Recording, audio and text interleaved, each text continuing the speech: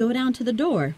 They were surprised to find that, after trying various languages, she at last spoke to them in their own, and paid Graziella a very pretty compliment on her beauty. The mermaid noticed that the lower floor was full of water. "Why," she cried, "this is just the place for us, for we can't live quite out of water." So saying, she and her brother swam in and took up a position in the bathroom, the princess and her governess seating themselves on the steps which ran around the room. "No doubt, madam," said the mermaid, "you have given up living on land so as to escape from crowds of lovers. But I fear that even here you cannot avoid them, for my brother is already dying of love for you, and I am sure that once you are seen in our city, he will have many rivals." She then went on to explain how grieved her brother was not to be able to make himself understood.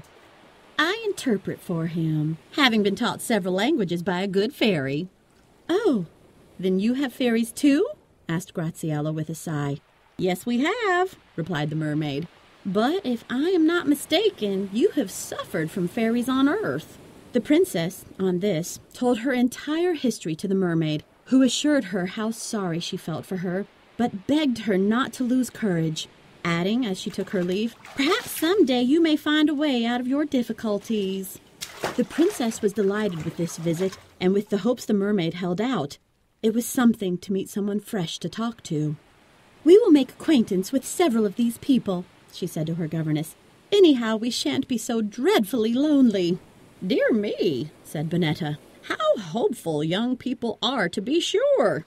As for me, I feel afraid of these folks. But what do you think of the lover you have captivated?" "Oh, I could never wed him," cried the princess, "for though he is polite, I find his advances too forward and stifling. Besides, I could never marry a man of any kind with whom I could not converse. But perhaps, as his sister says, they are related to the fairy Marina. They may be useful friends to us." The mermaid often returned, and each time she talked of her brother's love, and each time Graziella talked of her longing to escape from her prison, till at length the mermaid promised to bring the fairy Marina to see her, in hopes she might suggest something. Next day, the fairy came with the mermaid, and the princess received her with delight. After a little talk, she begged Graziella to show her the inside of the tower and let her see the garden on the top. Being a fairy, she could live out of the water for a long time, provided she wetted her forehead now and then. Graziella gladly consented, and Bonetta stayed below with the mermaid. When they were in the garden, the fairy said, "Let us lose no time, but tell me how I can be of use to you." Graziella then told all her story, and Marina replied, "My dear princess, I can do nothing for you as regards dry land, for my power does not reach beyond my own element. I can only say that if you will honor my cousin, accepting his hand, you could then come and live amongst us. I could teach you in a moment to swim and dive with the best of us. I can harden your skin without spoiling its color. My cousin is one of the best matches in the sea, and I will bestow so many gifts on him that you will be quite happy." The fairy talked so well and so long that the princess was rather impressed, and promised to think the matter over. Just as they were going to leave the garden, they saw a ship sailing nearer the tower than any other had done before. On the deck lay a young man under a splendid awning, gazing at the tower through a spyglass. But before they could see anything clearly, the ship moved away, and the two ladies parted, the fairy promising to return shortly. As soon as she was gone, Graziella told her governess what she had said. Bonetta was not at all pleased at the turn matters were taking, for she did not fancy being turned into a mermaid in her old age. She thought the matter well over, and this is what she did. She was a very clever artist, and next morning she began to paint a picture of a handsome young man with beautiful curly hair, a fine complexion, and lovely blue eyes. When it was finished, she showed it to Graziella, hoping it would show her the difference there was between a fine young man and a marine suitor. The princess was much struck by the picture, and asked anxiously whether there could be any man so good-looking in the world. Bonetta assured her that there were plenty of them, indeed many far handsomer. "I can hardly believe that," cried the princess, "but alas! If there are, I don't suppose I shall ever see them, or they me. So what is the use? Oh dear, how unhappy I am! She spent the rest of the day gazing at the picture, which certainly had the effect of spoiling all the merman's hopes or prospects. After some days, the fairy Marina came back to hear what was decided, but Graziella hardly paid any attention to her and showed such dislike to the idea of the proposed marriage that the fairy went off in a regular huff. Without knowing it, the princess had made another conquest. On board the ship, which had sailed so near, was the handsomest prince in the world. He had heard of the enchanted tower and determined to get as near it as he could. He had strong glasses on board, and whilst looking through them, he saw the princess quite clearly and fell desperately in love with her at once. He wanted to steer straight for the tower and to row off to it in a small boat, but his entire crew fell at his feet and begged him not to run such a risk. The captain, too, urged him not to attempt it. "You will lead us only to certain death," he said. "Pray anchor nearer land, and I will seek a kind fairy I know who has always been most obliging to me, and who will, I am sure, try to help your highness." The prince, rather unwillingly, listened to reason.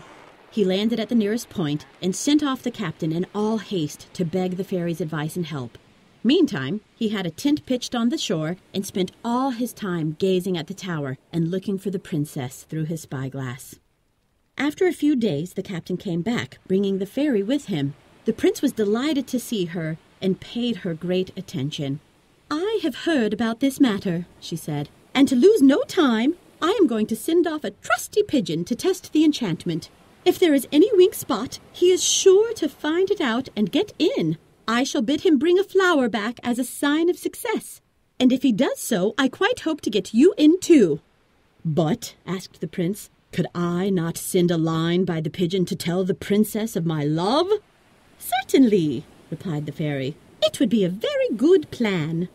So the prince wrote as follows: "Lovely princess, I adore you and beg you to accept my heart and to believe there is nothing I will not do to end your misfortunes. Blondel." This note was tied round the pigeon's neck, and he flew off with it at once. He flew fast till he got near the tower, when a fierce wind blew so hard against him that he could not get in. But he was not to be beaten, but flew carefully round the top of the tower till he came to one spot, which by some mistake had not been enchanted like the rest. He quickly slipped into the arbor and waited for the princess. Before long, Graziella appeared alone, and the pigeon at once fluttered to meet her, and seemed so tame that she stopped to caress the pretty creature. As she did so, she saw it had a pink ribbon round its neck, and tied to the ribbon was a letter. She read it over several times and then wrote this answer: "You say you love me, but I cannot promise to love you without meeting you. Send me your portrait by this faithful messenger. If I return it to you, you must give up hope, but if I keep it, you must come to claim it, and then we can discuss the matter of your affections. Graziella." Before flying back, the pigeon remembered about the flower, so seeing one in the princess's dress, he stole it and flew away. The prince was wild with joy at the pigeon's return with the note. After an hour's rest, the trusty little bird was sent back again, carrying a miniature of the prince, which, by good luck, he had painted and kept with him, for he was too embarrassed to show his work to anyone else. On reaching the tower, the pigeon found the princess in the garden. She hastened to untie the ribbon, and on opening the miniature case, what was her surprise and delight to find it very like the picture her governess had painted for her. She hastened to send the pigeon back, and you can fancy the prince's joy when he found she had kept his portrait. "Now," said the fairy, "let us lose no more time. I can only make you happy by changing you into a bird, but I will take care to give you back your proper shape at the right time." The prince was eager to start, so the fairy, touching him with her wand, turned him into the loveliest hummingbird you ever saw, at the same time letting him keep the power of speech. The pigeon was told to show him the way, and away they flew. Graziella was much surprised to see a perfectly strange bird, and still more so when it flew to her, saying, "Good morning, sweet princess." She was delighted with the pretty creature, and let him perch on her finger, when he said, "Will you talk with me a while? For the journey here was long and difficult, and taxed my little wings so." So she gladly did, petting him and stroking him at the same time. She learned that the bird was in fact the handsome prince, and they talked for quite a while. The princess spoke of all the wonderful things Bonetta had taught her. The prince was delighted by Graziella's talk of astronomy and all she knew of nature. In return, the prince spoke of all the art and culture that Graziella missed living in her tower, and the princess longed to hear and see all he spoke of. After a time, the princess, who had been up very early, grew tired, and as the sun was hot, she went to lie down on a mossy bank in the shade of the arbor. She held the pretty bird near her breast and was just falling asleep when the fairy contrived to restore the prince to his own shape, so that as Graziella opened her eyes, she found herself in the arms of a lover whom she loved in return. At the same moment her enchantment came to an end, the tower began to rock and split. Bonetta hurried up to the top so that she might at least perish with her dear princess. Just as she reached the garden, the fairy who had helped the prince arrived with the fairy Placida in a car of Venetian glass drawn by 6 eagles. "Come away, quickly!" they cried. "The tower is about to sink!" The prince, princess, and Bonetta lost no time in stepping into the car, which rose in the air just as, with a terrible crash, the tower sank into the depths of the sea. For the fairy Marina and the mermen had destroyed its foundations to avenge themselves on Graziella. Luckily, their wicked plans were defeated, and the good fairies took them away to the kingdom of Graziella's parents.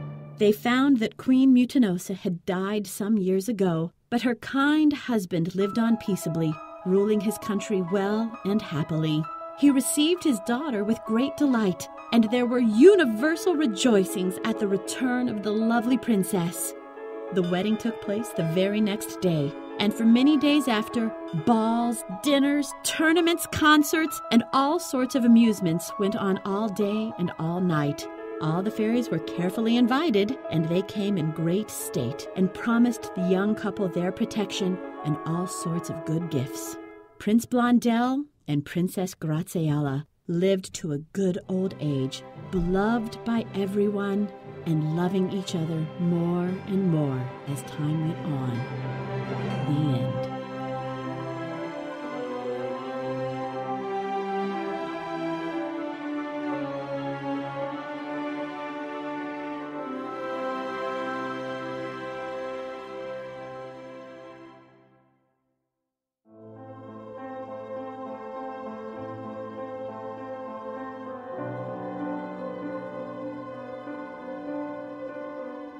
Performance by Shannon Haddock. Direction by Zev Hurwich. Music and sound design by Alex Liberatore. Anthology is produced by Rachel Liu. Visit anthologypodcast.com for all episodes, bios, contact info, and more. And most importantly, thank you for listening.